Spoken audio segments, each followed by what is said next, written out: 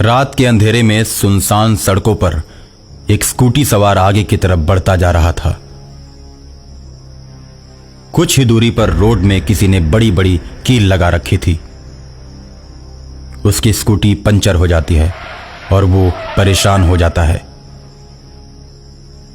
अरे यार, अब इतनी रात को मैं पंचर कहां बनवाऊं? मेरा घर भी बहुत दूर है, कैसे जाऊंगा मैं? वो इसी उलझन में पड़ा हुआ था कि एक सफेद कपड़ा पहने हुए मौलाना उसके सामने आ जाता है। उस मौलाना की दाढ़ी बहुत ही बड़ी हुई, आंखें भयानक, पैर उल्टे। स्कूटी पर सवार मुकेश उसे देखकर डर जाता है। उसने बचपन में सुना था कि भूतों के पांव उल्टे होते हैं और खासकर जो जिन्न होते हैं उनकी दाढ़ी बड़ी हुई होती है। और उस मौलाना में मुकेश को जिन्न नजर आया। क्या मदद कर सकता हूं मैं तुम्हारी?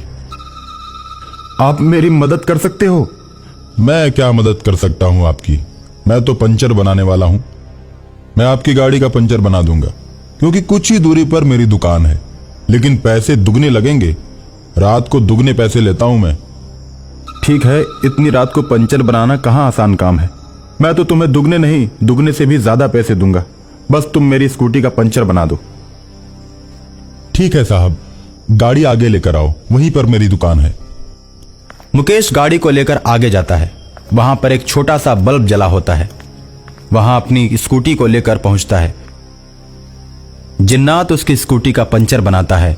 ये लो साहब, तुम्हारी गाड़ी ठीक हो गई। अब जब भी आना मेरे ही पास आना। मैं पंचर बनाने के साथ साथ ही गाड़ी का मैकेनिक भी हूं। मुकेश पंचर बनवाकर चल देता है।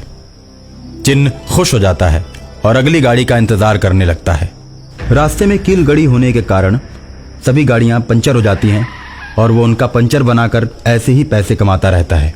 और एक दिन एक पुलिस की गाड़ी गश्त लगाती हुई उस रास्ते पर से आती है और पंचर हो जाती है। पुलिस पंचर बनाने वाले के पास जाती है।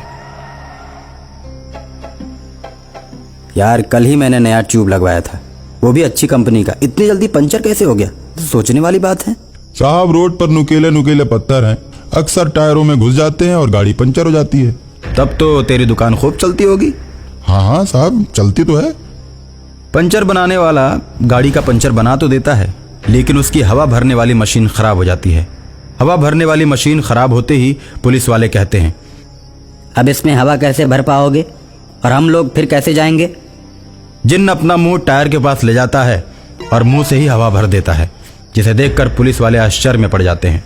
पहली बार मैंने ऐसा कारीगर देखा जो मुंह से फूंक कर गाड़ी में हवा भर दे। चल बेटा, अब तू भी गाड़ी में बैठ जा। अब तो थाने चलकर ही तुमसे सवाल जवाब करूंगा। रोड में कील ठोक कर सबकी गाड़ी पंचर करते हो और सबको परेशान करके पैसे कमाते हो।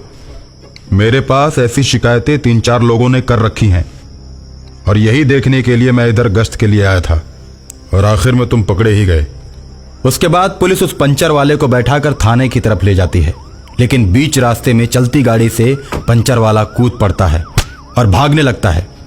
पुलिस उसका पीछा करने लगती है और वो पुलिस को दौड़ा दौड़ा कर बहुत दूर तक ले जाता है और सुनसान जगह पर ले जाकर सभी पुलिस वालों को मार देता है और उसके बाद अपनी दुकान पर वापस चला जाता है। ये बात शहर में चारों तरफ फैल जाती है कि अज्ञात उग्रवादियों ने गश्त करती हुई पुलिस बल को मार डाला। पंचर वाला अखबार पढ़कर बहुत खुश होता है। एक तांत्रिक को जब इस घटना के बारे में पता चलता है तो गाड़ी चलाते चलाते पंचर वाले जिन्नात के पास पहुंच जाता है। अपने सामने तांत्रिक को देखकर जिन्नात भागने लगता है और तांत्रिक कहां रुकने वाला था। उसने बोतल का ढक्कन खोला और मंत्र पढ़कर जिन्नात की आत्मा को बोतल के अंदर कैद कर दिया। उसके बाद बोतल लेकर एसपी के पास पहुंच जाता है और कहता है, पुलिस बल को मारने के पीछे उग्रवादियों का हाथ नहीं, इसी पंचर बनाने वाले जिन्नात का हाथ है। इस अपराधी को मैंने बोतल में बंद कर दिया है।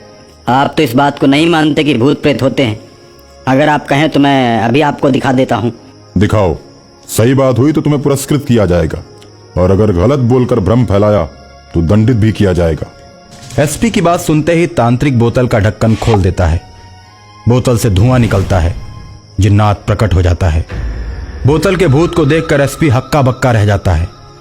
एसपी को दिखाने के बाद तांत्रिक पुनः जिन्नात को बोतल के अंदर बंद कर देता है। एसपी तांत्रिक को पुरस्कार देकर विदा कर देता है और इस तरह पंचर बनाने वाला जिन सदा सदा के लिए मुक्त हो जाता है।